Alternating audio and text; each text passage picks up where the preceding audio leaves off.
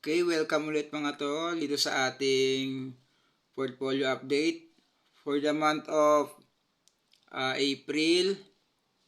So, bali ang plano ko dito sa account natin since nagka-leche-leche na nga dito, no, simula nung halos na wipe out tayo, I decided na siguro it's time para i-reset natin ulit from 1 million.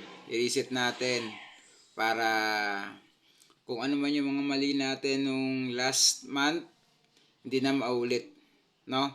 So ngayon kasi ang total value niya is 259,495.38. Medyo nahirapan ako na ano siya na ang gusto ko kasi sana dito ay bumalik ulit sa nasa 1 million. So may mga trades ako na hindi na minsan naayon sa plano, tapos wala na sa rules, kumbaga minsan ginagawa kong pachamba-chamba na lang, minsan naka-all-in agad, which is hindi siya naka-base do sa ating rules. Kaya ayun, gagawin ko this April, no?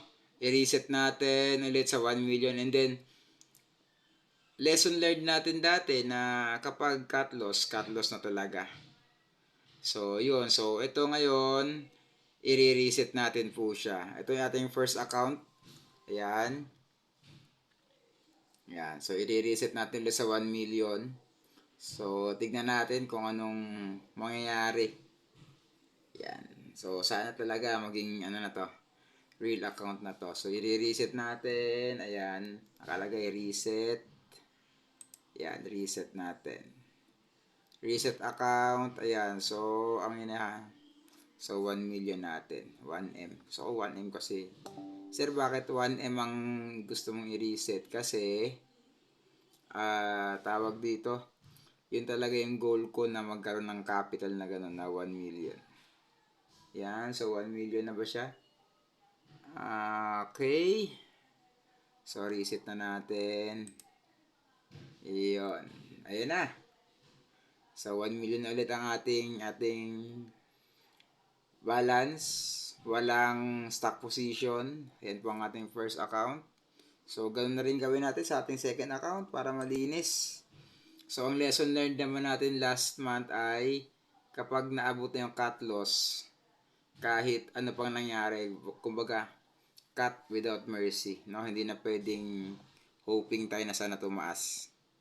So, ayan, meron lang siyang 363,914.98. So, i-reset na rin natin yan.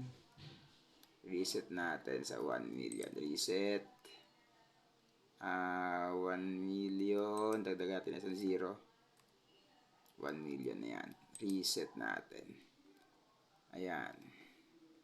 Okay, ayan na. Meron tayo 1 million ang capital. And then sa kabila, ito ay, tignan natin. Ayan din, no? Masa 45,000 na lang. So, i-reset din natin siya. Gawin natin itong 1M na rin to. 1M, 1M. Tignan natin 0. Yan. Boom. Ayun na. So, tatlong account. Pare-pareho na po silang 1M. So, yun lang muna. Update ko kayo ulit sa pagkatapos ng April. Pero I'm positive talaga na ano na to, hindi na mauulit yung dati na halos na wipe out tayo. This time, hanggang December na siguro to puro tayo gains. It's either 5% per month, 2%. So basta, ang goal natin dito ay dapat at least sa loob ng isang buwan, kumita tayo ng 60,000.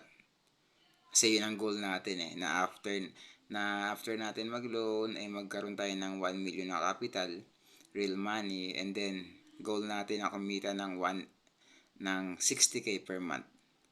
Yun lang muna. Update ko kaya pagkatapos ng April, kaya lang tomorrow walang trade day kasi holiday, Bataan yata o Kagitingan Day. Tapos Idul Fitr naman, Huwebes ulit ang ating trading. So, pipili tayo ng stock na ating bibilhin. So, mamaya, pwede na ako bumili mamaya para by Thursday, back to ano na tayo, to trading ulit. So yun muna mga tol. Thank you and bye-bye.